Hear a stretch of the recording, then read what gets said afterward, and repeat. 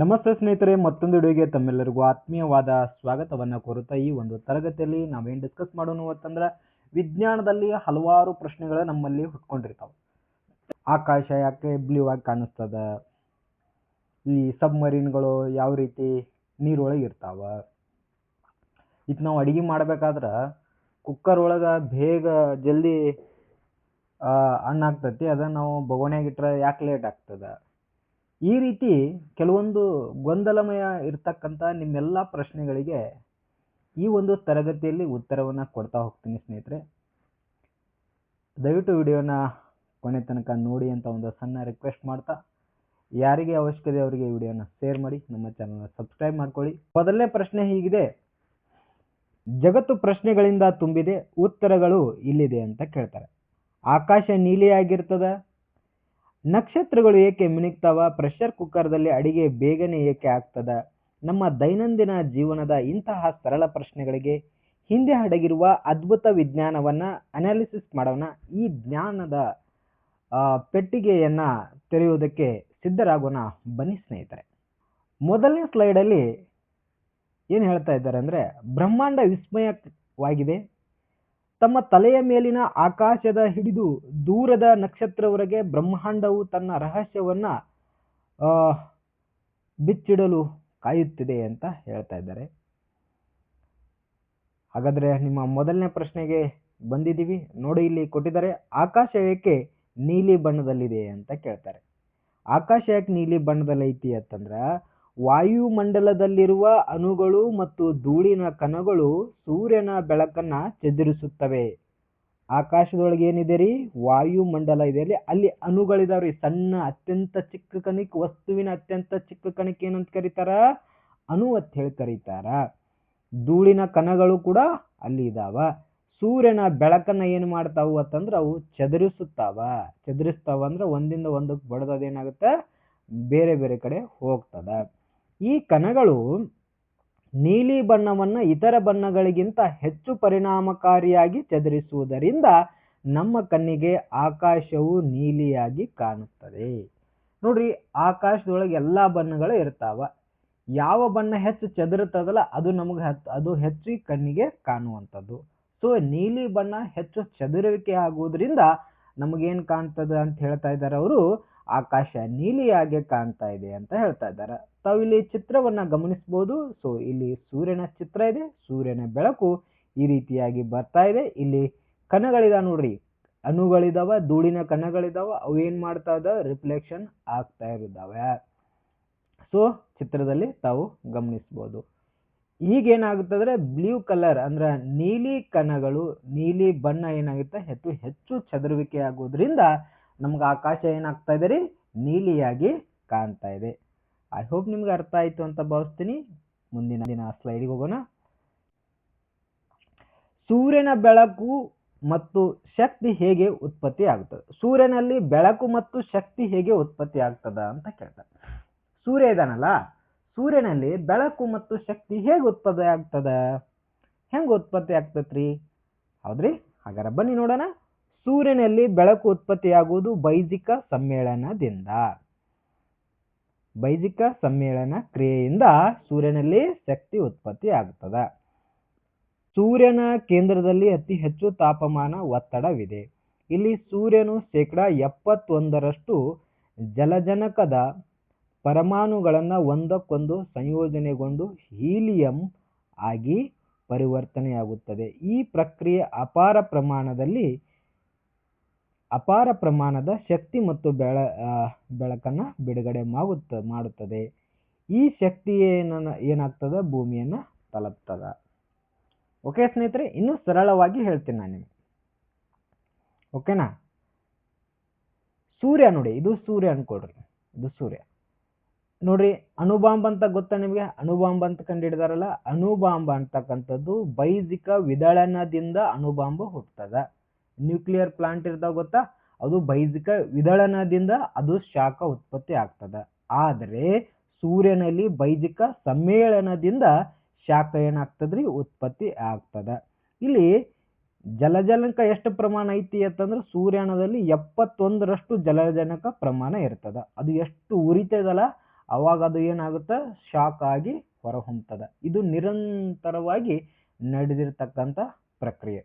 So ಅದು ಎಷ್ಟು ಸುಡ್ತದ, ಎಷ್ಟು ಉರಿತದಲ್ಲ ಅಷ್ಟು ಬೆಳಕು ಏನಾಗ್ತದ, ಹೊರಗಡೆ ಬರ್ತಾ ಹೋಗ್ತದ. ಇನ್ನು ಸೂರ್ಯನ ಕಲೆಗಳು ಅಂತ ಕರೀತಾರಲ್ಲ, ಏನ್ರಿ ಸೂರ್ಯನ ಕಲೆಗಳು ಅಂತಂದ್ರ ಅದು ಸೂರ್ಯನಿಂದ ಏನು ಸುಟ್ಟು ಏನು ಮೇಲ್ಗಡೆ ಏನು ಒಂದು ಲೇಯರ್ ಬಂದಿರ್ತದಲ್ಲ ಅವಾಗ ಅದೇನಾಗುತ್ತೆ ಅಂದ್ರೆ ಅದು ಬ್ಲ್ಯಾಕ್ ಆಗಿ ಕಾಣಿಸ್ತದ. ಓಕೆನಾ, ಇದು ಅರ್ಥ ಆಯ್ತಾ? ಸೂರ್ಯನಲ್ಲಿ ಬೆಳಕು ಹೇಗೆ ಉತ್ಪತ್ತಿ ಆಗ್ತದ, ಬೈಜಿಕ ಸಮ್ಮೇಳನದಿಂದ ಉತ್ಪತ್ತಿ ಆಗ್ತದ. ಬೈಜಿಕ 2 ಪರಮಾಣುಗಳು ಸಮ್ಮೇಳನದಿಂದ ಏನಾಗುತ್ತೆ, ಸೂರ್ಯನಲ್ಲಿ ಬೆಳಕು ಹುಡ್ತದ. ಹೌದ್ರಿ, ಶಾಖ ಕೂಡ ಅದೇ ರೀತಿ ಹುಡ್ತದ. ಆದ್ರೆ ಅಣುಬಾಂಬಗಳಲ್ಲಿ ಬೈಜಿಕ ವಿದಳನದಿಂದ ಹುಡ್ತದ, ಇದು ನೆನಪಿರ್ಲಿ. ಓಕೆನಾ. ಇನ್ನ ಮುಂದಿನ ಪ್ರಶ್ನೆ ನೋಡಿ. ನಕ್ಷತ್ರಗಳು ಮಿನುಗುವಂತೆ ಕಾಣುತ್ತವೆ. ನಕ್ಷತ್ರಗಳು ಮಿನುಗಿದಂತೆ ಕಾಣ್ತಾವ. ಯಾಕೆ ಕಾಣ್ತಾವಪ್ಪ? ನಕ್ಷತ್ರಗಳಿಂದ ಬರುವ ಬೆಳಕು ಭೂಮಿಯ ವಾತಾವರಣದ ವಿವಿಧ ಪದರಗಳಲ್ಲಿ ಹಾದು ಬರಬೇಕು. ಈ ಪದರದಲ್ಲಿ ತಂಪಾದ ಮತ್ತು ಉಷ್ಣವಾದ ಗಾಳಿಗಳಿರುತ್ತವೆ ಮತ್ತು ಪದರಗಳ ಮೂಲಕ ಹಾಯುವಾಗ ಬೆಳಕು ನಿರಂತರವಾಗಿ ಬಾಗ್ತದ. ಈ ವ್ಯತ್ಯಾಸದಿಂದಾಗಿ ನಕ್ಷತ್ರಗಳು ಮಿನುಗಿದಂತೆ ಗೋಚರವಾಗ್ತವೆ. ಅದೇ ಇಲ್ಲಿ ಚಿತ್ರವನ್ನ ಕೊಟ್ಟಿದ್ದಾರೆ, ತಾವು ಗಮನಿಸಬಹುದು. ಸೊ ಇಲ್ಲಿ ಇನ್ನ ಇದಕ್ಕಿಂತ ಕ್ಲಿಯರ್ ಆಗಿ ತಮಗೆ ನಾನು ಎಕ್ಸ್ಪ್ಲೇನ್ ಮಾಡೋದಾತಂದ್ರ ನೋಡಿ, ಪರಿವರ್ತನ ಮಂಡಲ ಅಂತ ಇರುತ್ತೆ, ಸಮೋಷ್ಣ ಮಂಡಲ ಅಂತ ಇರುತ್ತೆ, ಆಮೇಲೆ ಶೀತ ಮಂಡಲ ಇರುತ್ತೆ, ಉಷ್ಣ ಮಂಡಲ ಇರುತ್ತೆ, ಆಮೇಲೆ ಬಾಹ್ಯ ಮಂಡಲ ಅಂತ ಇರುತ್ತೆ. ಸೊ ಈ ಮಂಡಲದೊಳಗ ಬರಬೇಕಾದ್ರೆ ಸೂರ್ಯನ ಕಿರಣಗಳಾಗಿಲ್ರಿ, ನಕ್ಷತ್ರಗಳಾಗಿರ್ಲಿ, ಅವು ಬರಬೇಕಾತಂದ್ರ ಈ ಲೇಯರ್ ಒಳಗೆ ಬರಬೇಕಾತಂದ್ರ ಅವು ಏನ್ ಮಾಡ್ತಾವ, ಒಂಕಡೊಂಕಾಗಿ ಬಂದು ನಮಗ ತಲುಪ್ತಿರ್ತಾವ. ಸೊ ಹಾಗಾಗಿ ನಮಗೇನ್ ಮಾಡ್ತಾವ, ಮಿನಿಗಿದಂತೆ ಕಾಣಿಸ್ತಾವ. ಇಷ್ಟೇ ಇದರ ಅರ್ಥ. ಓಕೆ, ಇನ್ನ ಮುಂದಿನ ಪ್ರಶ್ನೆ ನೋಡಿ. ಇಲ್ಲಿ ಚಂದ್ರನ ಮೇಲೆ ನಮ್ಮ ತೂಕ ಕಡಿಮೆಯಾಗುತ್ತದೆ ಅಂತ ಪ್ರಶ್ನೆ ಕೇಳ್ತಾರೆ. ಚಂದ್ರನ ಮೇಲೆ ಮತ್ತು ನಮ್ಮ ಭೂಮಿ ಮೇಲೆ ಇರ್ತಕ್ಕಂಥ ಏನ್ ಡಿಫ್ರೆನ್ಸ್ ರೀ ಅಂತ ಕೇಳ್ತಾರೆ. ನೋಡಿ, ಭೂಮಿ ಮತ್ತು ಚಂದ್ರ, ಇಲ್ಲಿ ಮೊದಲು ನಿಮಗೆ ಗೊತ್ತಿಲ್ರಿ, ತೂಕ ಅಂದ್ರೆ ಏನ್ರಿ ಅಂತಂದ್ರ ಗ್ರಾವಿಟಿ ಅಂತ ಕರೀತಾರೆ, ಗುರುತ್ವಾಕರ್ಷಣೆ. ಈ ಗುರುತ್ವಾಕರ್ಷಣೆ ಏನಾಗುತ್ತೆ, ನಮ್ಮ ತೂಕವನ್ನ ಎಷ್ಟು ಜಾಸ್ತಿ ಗ್ರಾವಿಟಿ ಇದ್ದಲ್ಲಿ ತೂಕ ಹೆಚ್ಚಿರ್ತದ, ಗ್ರಾವಿಟಿ ಕಡಿಮೆ ಇದ್ದಲ್ಲಿ ತೂಕ ಕಡಿಮೆ ಆಗ್ತಾ ಹೋಗ್ತದ. ಸೊ ಗ್ರಾವಿಟಿ ಪ್ರಮಾಣ ಎಲ್ಲಿ ಹೆಚ್ಚಿರ್ತತಿ, ಎಲ್ಲಿ ಕಡಿಮೆ ಇರ್ತತಿ, ಅದ್ರ ಮೇಲೆ ತೂಕ ಹೆಚ್ಚು ಕಮ್ಮಿ ಆಗುವಂಥದ್ದು ತಮಗೆ ಮೊದಲು ಬೇಸಿಕ್ ಗೊತ್ತಿರಬೇಕು. ಇಲ್ಲಿ ಹೇಳ್ತಾರೆ ಅವರು, ತೂಕವು ಗುರುತ್ವಾಕರ್ಷಣೆ ಮೇಲೆ ಅವಲಂಬಿತವಾಗಿದೆ ಅಂತ ಹೇಳಿದ್ದಾರೆ. ಚಂದ್ರನ ಗುರುತ್ವಾಕರ್ಷಣಾ ಬಲವು ಭೂಮಿಯ ಗುರುತ್ವಾಕರ್ಷಣೆ 1/6 ಮಾತ್ರ ಇರುತ್ತದ, 1/6 ಇರ್ತದ. ಇದರಿಂದಾಗಿ ವಸ್ತುಗಳ ತೂಕವು ಚಂದ್ರನ ಮೇಲೆ ಕಡಿಮೆ ಆಗ್ತದ. ನೋಡಿ, ಇಲ್ಲಿ ಏನಾಗ್ತದೆ ಅಂತಂದ್ರ, ಗುರುತ್ವಾಕರ್ಷಣೆ ಅಂತಂದ್ರ ಅದು ಏನ್ ಮಾಡ್ತದೆ, ಗ್ರಾವಿಟಿ ಪವರ್ ಇರ್ತದಲ್ಲ, ಇಲ್ಲಿ ಚಂದ್ರನ ಮೇಲೆ ಕಡಿಮೆ ಇರ್ತದ, ಭೂಮಿಯಲ್ಲಿ ಹೆಚ್ಚಿಗಿರ್ತದ. ನೋಡಿ, ಇಲ್ಲಿ 100 kg ಇತ್ತಪ್ಪ ಅಂತಂದ್ರ ಅಲ್ಲಿ ಚಂದ್ರನದೊಳಗೆ ಎಷ್ಟು kg ಇರ್ತದೆ, 16.5 kg ಇರ್ತದ. ಓಕೆ, ಇಲ್ಲಿ ಮಾಹಿತಿ ಕೊಟ್ಟ ಬಿಟ್ಟಿದ್ದಾರೆ ನೋಡ್ರಿ. ಭೂಮಿಯಲ್ಲಿ 100 kg ತೂಗುತ್ತಿತ್ತಂದ್ರ ಚಂದ್ರನ ಮೇಲೆ 16.5 kg ಇರ್ತದ. ಹಾಗಾದ್ರೆ ಸರ್ ಅಲ್ಲಿ 16.5 kg ಒಂದೇನೋ ಒಂದು ಪ್ರಾಡಕ್ಟ್ ಅನ್ನ ತಗೊಂಡು ಭೂಮಿಗೆ ಬಂದ್ರ ಇಲ್ಲಿ ಭೂಮಿ ಒಳಗೆ ಎಷ್ಟು ವೇಟ್ ಇರ್ತತೆ ಅಂದ್ರೆ 100 kg ಇರ್ತದ. ಇದು ಅರ್ಥ ಆಯ್ತ್ರಿ? ಯಾಕಾಯ್ತು ಅಂದ್ರೆ ಗುರುತ್ವಾಕರ್ಷಣೆ ಅದಕ್ಕೆ ಮೂಲ ಕಾರಣ ಆಗ್ತದ. ಚಂದ್ರನ ಮೇಲೆ ಗುರುತ್ವಾಕರ್ಷಣೆ ಕಡಿಮೆ ಇದೆ, ಭೂಮಿ ಮೇಲೆ ಗುರುತ್ವಾಕರ್ಷಣೆ ಹೆಚ್ಚಿಗೆ ಇರುವಂತದ್ದು. ಇನ್ನ ಮುಂದುವರೆದು ನೋಡೋಣ. ಬೆಳಕು ಮತ್ತು ಶಬ್ದಗಳ ರಹಸ್ಯವನ್ನ ತಿಳಿಯೋಣ. ಬೆಳಕು ಮತ್ತು ಶಬ್ದಗಳ ರಹಸ್ಯ. ನಾವು ನೋಡುವ ಮತ್ತು ಕೇಳುವ ಪ್ರಪಂಚದ ಭೌತಿಕ ನಿಯಮಗಳಿಂದ ನಿಯಂತ್ರಿಸಲ್ಪಡುತ್ತದೆ. ಈಗ ಈ ದೃಶ್ಯ ತರಂಗಗಳು ಹಿಂದಿನ ವಿಜ್ಞಾನವೇ ತಿಳಿಯೋಣ ಅಂತ ಹೇಳ್ತಾ ಇದ್ದಾರೆ. ಮೊದಲನೇ ಪ್ರಶ್ನೆ ಕೇಳ್ತಾರ, ಏನ್ ಕೇಳಿದಾರಿ? ನಿರ್ವಾತದಲ್ಲಿ ಶಬ್ದ ಕೇಳುವುದಿಲ್ಲ, ಯಾಕೆ? ನಿರ್ವಾತ ಅಂತಂದ್ರೆ ಗಾಳಿ ಇಲ್ಲದೆ ಇರ್ತಕ್ಕಂಥ ಪ್ರದೇಶವನ್ನ ನಿರ್ವಾತ ಅಂತ ಕರೀತಾರೆ. ಅಲ್ಲಿ ಶಬ್ದ ಕೇಳುವುದಿಲ್ಲ ಯಾಕ ಅಂತ ಕೇಳ್ತಾರೆ. ಹೌದ್ರಿ? ನೋಡಿ, ಶಬ್ದ ಒಂದು ಯಾಂತ್ರಿಕ ತರಂಗವಾಗಿದೆ, ಅದರ ಪ್ರಸಾರಕ್ಕೆ ಮಾಧ್ಯಮ ಅವಶ್ಯಕ. ನೋಡಿ, ಶಬ್ದ ಅಂತಕ್ಕಂಥದ್ದು ಯಾಂತ್ರಿಕ ತರಂಗ ಆಗಿದೆ, ಅದು ಪ್ರಸಾರ ಆಗ್ಬೇಕಾತಂದ್ರೆ ಅದಕ್ಕೆ ಮಾಧ್ಯಮ ಅವಶ್ಯಕವಾಗಿ ಬೇಕಾಗ್ತದ. ಶಬ್ದವು ಮಾಧ್ಯಮದ ಕಣಗಳ ಕಂಪಿಸುವ ಮೂಲಕ ಚಲಿಸ್ತದ. ಶಬ್ದ ಹೆಂಗ್ ಚಲಿಸ್ತದ ಅಂತಂದ್ರ ಕಣಗಳ ಕಂಪನದಿಂದ ಏನ್ ಮಾಡ್ತದ್ರಿ ಅದು ಚಲನೆ ಮಾಡ್ತದ. ನಿರ್ವಾತದಲ್ಲಿ ಯಾವುದೇ ಕಣಗಳಿರುವುದಿಲ್ಲ, ಆದ್ದರಿಂದ ಶಬ್ದವು ಚಲಿಸುವುದಿಲ್ಲ. ಯಾಕೆ ಚಲಿಸುವುದಿಲ್ಲ ಅಂತಂದ್ರೆ ನಿರ್ವಾತದಲ್ಲಿ ಯಾವುದೇ ಕಣಗಳಿರುವುದಿಲ್ಲ, ಹಾಗಾಗಿ ಅದು ಅಲ್ಲಿ ಚಲಿಸುವುದಿಲ್ಲ. ಹಾಗಾದ್ರೆ ಬನ್ನಿ ಸ್ನೇಹಿತರೆ, ಯಾವ ಮಾಧ್ಯಮದಲ್ಲಿ ಅತಿ ಹೆಚ್ಚು ಶಬ್ದ ಚಲಿಸ್ತದ ಅಂತ ನೋಡೋಣ. ನೋಡಿ, ಶಬ್ದದ ವೇಗ ನೋಡೋಣ. ಗಾಳಿ ಒಳಗ ಶಬ್ದ ಎಷ್ಟು ಚಲಿಸ್ತದ ಅಂತಂದ್ರ ನೋಡ್ರಿ, ಒಂದು ಸೆಕೆಂಡಿಗೆ 331 ಮೀಟರ್ ಚಲಿಸ್ತದ ಗಾಳಿ ಒಳಗ. ಅದೇ ರೀತಿ ನೀರಿನ ಒಳಗ ವಾಟರ್ ಒಳಗ ಒಂದು ಸೆಕೆಂಡಿಗೆ 1450 ಮೀಟರ್ ಚಲಿಸ್ತದ. ಅದೇ ರೀತಿ ಉಕ್ಕಿದೆ ನೋಡಿ, ಉಕ್ ಒಳಗ ನೋಡ್ರಿಪ್ಪ ಒಂದು ಸೆಕೆಂಡಿಗೆ 5000 ಮೀಟರ್ ಚಲಿಸ್ತದ ರೀ. 5000 ಮೀಟರ್ ಚಲಿಸ್ತದ. ಹಾಗಾದ್ರೆ ನಿಮಗೆ ಪ್ರಶ್ನೆ ಕೇಳ್ತಾನ, ಶಬ್ದವು ಯಾವ ಮಾಧ್ಯಮದಲ್ಲಿ ವೇಗವಾಗಿ ಚಲಿಸ್ತದ ಅಂತ ಕೇಳಿದಾಗ ತಾವು ಏನ್ ಹಾಕ್ಬೇಕು ಆನ್ಸರ್ ಅಲ್ಲಿ? ಉಕ್ಕಿನೊಳಗೆ ಅತಿ ಹೆಚ್ಚು ಸ್ಪೀಡ್ ಆಗಿ ಚಲಿಸ್ತದ. ಇನ್ನು ನೋಡಿ, ಬಹಳ ಇಂಪಾರ್ಟೆಂಟ್ ಆಗಿರುವಂತದ್ದು ನೋಡ್ರಿ, ಸಾಗರದ ಆಳವನ್ನ ಹೆಂಗ್ ಅಳಿತಾರ. ನೋಡ್ರಿ, ನೀವು ಹಡಗನ್ಯಾಗ ಹೋಗ್ತಾ ಇರ್ತೀರಿ, ಅದ್ರ ಎಷ್ಟು ಆಳ ಐತಿ ಅಂತ ಹೆಂಗ್ ಅಳಿತಾರ ನೋಡ್ರಿ. ನಾವಿಕರು ಸಾಗರದ ಆಳವನ್ನ ಅಳೆಯೋದಕ್ಕೆ ಏನ್ ಮಾಡ್ತಾರ ಅಂತಂದ್ರ ಸೋನಾರ್ ಸಿಸ್ಟಮ್ ಅನ್ನ ಬಳಕೆ ಮಾಡ್ತಾರ. ಇದು ಒಂದು ಹೊಸ ತಂತ್ರಜ್ಞಾನ ಆಗೈತಿ. ಇದು ಏನ್ ಮಾಡ್ತತಿ ಅಂದ್ರೆ ಶಬ್ದದ ಪ್ರತಿಫಲನದ ತತ್ವದಲ್ಲಿ ಕೆಲಸ ಮಾಡ್ತದ. ಇದು ಹೆಂಗ್ರಿ ಸರ, ಹೇಗೆ ಕೆಲಸ ಮಾಡ್ತದ ಅಂತಂದ್ರ ನೋಡಿ, ಫಸ್ಟಿಗೆ ಏನ್ ಮಾಡ್ತಾರ ಅಂತಂದ್ರೆ ಈ ಹಡಗಿದೆ ನೋಡಿ, ಇಲ್ಲಿ ಹಡಗ ತಮ್ಗೆ ಕಾಣಿಸ್ತದಲ್ಲ ನೋಡಿ, ಇಲ್ಲಿಂದ ಏನ್ ಮಾಡ್ತಾರ, ಒಂದು ಶಬ್ದವನ್ನ ಏನ್ ಮಾಡ್ತಾರ, ಬಿಡ್ತಾರ. ಆ ಶಬ್ದ ಹೋಗಿ ವಾಪಸ್ ಬರ್ತದ. ಸೊ ಇದು ಎಷ್ಟು ಹೋಗಿ ಎಷ್ಟು ಬಂತು ಅಂತ ಇದ್ರ ಅಳಿತಾರ, ಮೆಜರ್ಮೆಂಟ್ ಮಾಡ್ತಾರ. ಅದು ಏನಂತಂದ್ರೆ ಪ್ರತಿಫಲನ. ಅದು ಎಷ್ಟು ಆಳಕ್ಕೆ ಹೋಗಿ ವಾಪಸ್ ಬಂತು ಅಂದ್ರ ಅದೇನಾಗತ್ರಿ, ಅದು ಸೋನಾರ್ ಸಿಸ್ಟಮ್ ಆಗಿ ಕೆಲಸ ಮಾಡ್ತದ. ಓಕೆನಾ. ಇನ್ನು ಕಾರ್ಯವಿಧಾನ ನೋಡ್ರಿ, ಹಡಗಿನಿಂದ ಶ್ರವಣಾತೀತ ಅಲ್ಟ್ರಾ ವೈಲೆಟ್ ತರಂಗಗಳನ್ನ ಸಮುದ್ರದ ತಳಕ್ಕೆ ಕಳುಹಿಸುತ್ತದೆ.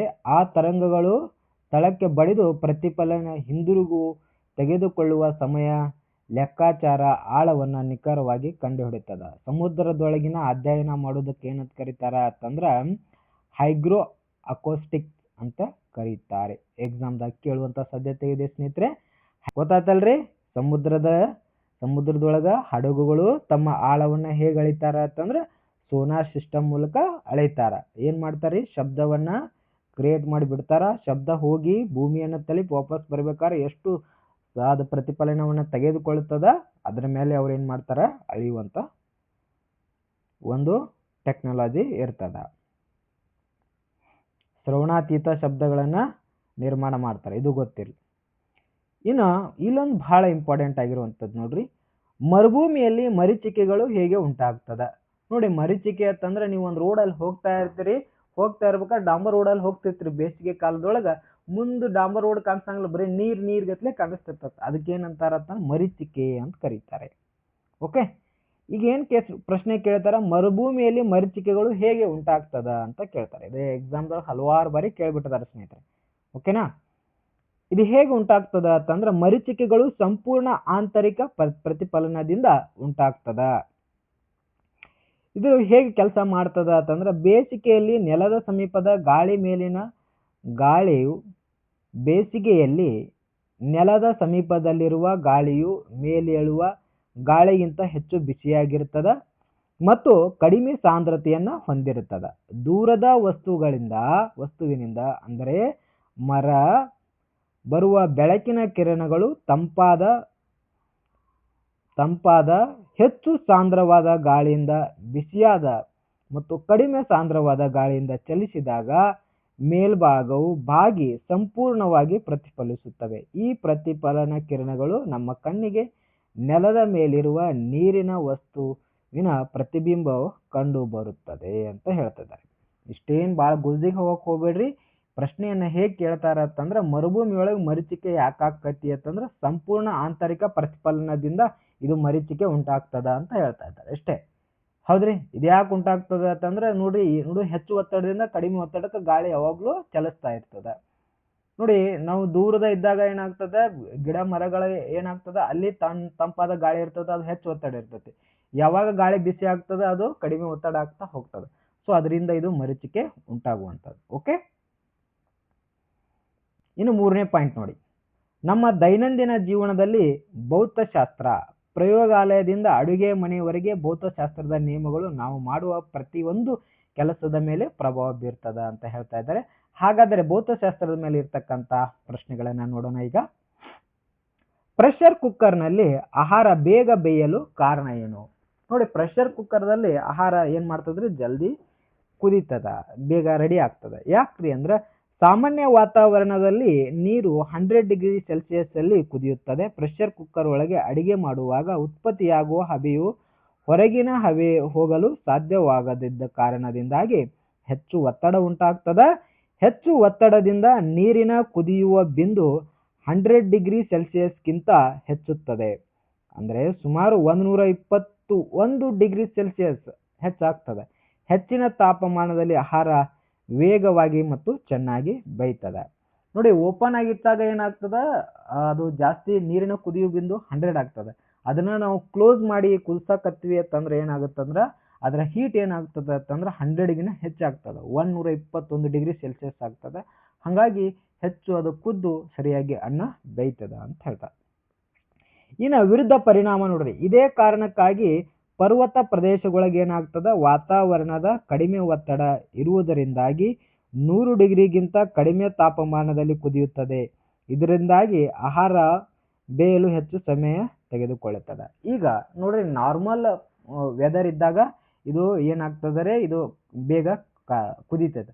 ಅದೇ ಪರ್ವತ ಪ್ರದೇಶದೊಳಗೆ ಹೋದಾಗ ಅಲ್ಲಿ ಏನಾಗ್ತತಿ, 100ಗಿಂತ ಹೆಚ್ಚು ಕುದಿಸ್ಬೇಕಾಗುತ್ತೆ. ಅಲ್ಲಿ ಅತಿ ಹೆಚ್ಚು ಕುದಿಸಿದಾಗ ಮಾತ್ರ ಏನಾಗ್ತತ್ರಿ, ಅಲ್ಲಿ ಅನ್ನ ಸರಿಯಾಗಿ ಬೇಯ್ತದ. ಕಾರಣ ಏನು ಅಂತಂದ್ರೆ ಇಲ್ಲಿ ಕೊಟ್ಟಿದ್ದಾರೆ, ಪರ್ವತ ಪ್ರದೇಶಗಳಲ್ಲಿ ವಾತಾವರಣದ ಒತ್ತಡ ಏನಿರ್ತದ, ಕಡಿಮೆ ಇರ್ತದ. ಅಲ್ಲಿ ಒತ್ತಡ ಏನಿರ್ತದ್ರಿ, ಕಡಿಮೆ ಇರ್ತದ. ಹಾಗಾಗಿ ಅಲ್ಲಿ ಜಲ್ದಿ ಕುದಿಯಂಗಿಲ್ಲ ಅಂತ ಹೇಳ್ತಾ ಇದ್ದಾರೆ.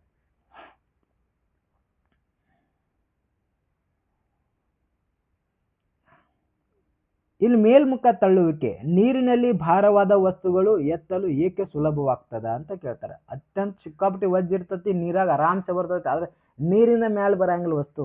ಯಾಕೆ ಬರಂಗಿಲ್ಲ? ಇದಕ್ಕೇನಂತಾರ ಅಂತಂದ್ರೆ ಆರ್ಕಿಮಿಡಸ್ನ ತತ್ವ ಕಾರಣ ಅಂತ ಕೇಳ್ತಾರೆ. ನೋಡ್ರಿ, ಅತ್ಯಂತ ವೇಟವಾಗಿರ್ತಕ್ಕಂಥ ಹಡಗ ನೀರೊಳಗ ತೇಲ್ತಿರ್ತತಿ, ಟನ್ ಗಟ್ಲೆ ಇರ್ತತೆ, ಹೌದಾ? ಅದು ಯಾಕೆ ಅನ್ನೋದು ಇಲ್ಲಿ ನೋಡೋಣ. ನೋಡಿ, ಯಾವುದೇ ಒಂದು ವಸ್ತು ನೀರಿಗೆ ಇಳಿಸಿದಾಗ ಅದು ತನ್ನ ತೂಕಕ್ಕೆ ಸಮನಾದ ನೀರನ್ನು ಸ್ಥಳಾಂತರಿಸುತ್ತದೆ ಮತ್ತು ನೀರು ವಸ್ತುವಿನ ಮೇಲೆ ಮೇಲ್ಮುಖ ತಳ್ಳುವಿಕೆ ಅಥವಾ ಪ್ಲವನಶೀಲ ಬಲವನ್ನ ಉಂಟು ಮಾಡುತ್ತದೆ. ಈ ಮೇಲ್ಮುಖ ಬಲವು ವಸ್ತುವಿನ ತೂಕವನ್ನು ಭಾಗಶಃ ತಟಸ್ಥಗೊಳಿಸುತ್ತದೆ. ಇದರಿಂದಾಗಿ ಅದನ್ನ ಎತ್ತುವುದು ನಮಗೆ ಸುಲಭ ಎನಿಸ್ತದ ಅಂತ ಹೇಳ್ತಾರೆ. ಸೊ ತಮಗಿಲ್ಲಿ ಒಂದು ಉದಾಹರಣೆಯನ್ನ ಕೊಟ್ಬಿಡ್ತೀನಿ.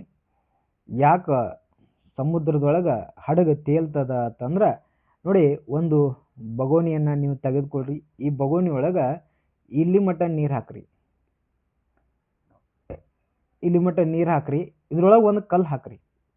ಇಲ್ಲೊಂದು ಕಲ್ಲು ಹಾಕಿದ್ರಿ ಅಂತಂದ್ರೆ ಈ ಕಲ್ಲು ಹಾಕಿದಾಗ ಇದ್ರೊಳಗೆ ನೀರು ಏನಾಕತ್ರಿ, ಅವು ಹೊರಗೆ ಬೀಳ್ತಾವೆ. ಈ ನೀರು ಎಷ್ಟು ಹೊರಗೆ ಬೀಳ್ತಾವ ಅಂತಂದ್ರೆ ಈ ಕಲ್ಲಿನ ಏನು ಗಾತ್ರ ಇದೆಯಲ್ಲ ಅಷ್ಟು ನೀರು ಹೊರಗೆ ಬೀಳ್ತಾವ. ಹಂಗ ನಾವು ಒಂದು ಹಡಗನ್ನ ಸಮುದ್ರಕ್ಕೆ ಇಳಿಸಿದಾಗ ಆ ನೀರು ಏನಾಗಿರ್ತದ್ರಿ, ಹೊರಗೆ ಬಂದಿರ್ತದ. ಇದು ಆರ್ಕಿಮಿಡಸ್ನ ತತ್ವ. ಓಕೆ, ಇದೇನ್ ಮಾಡ್ತದ ಅಂದ್ರೆ ಮೇಲಕ್ಕೆ ತಳ್ಳುವಂಥದ್ದು.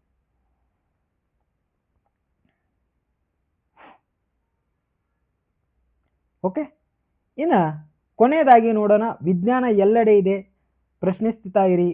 ಅದೇನ್ ಮಾಡ್ರಿ, ವಿಜ್ಞಾನದ ಬಗ್ಗೆ ಪ್ರಶ್ನೆಗಳನ್ನ ಕೇಳ್ತಾ ಇರಿ.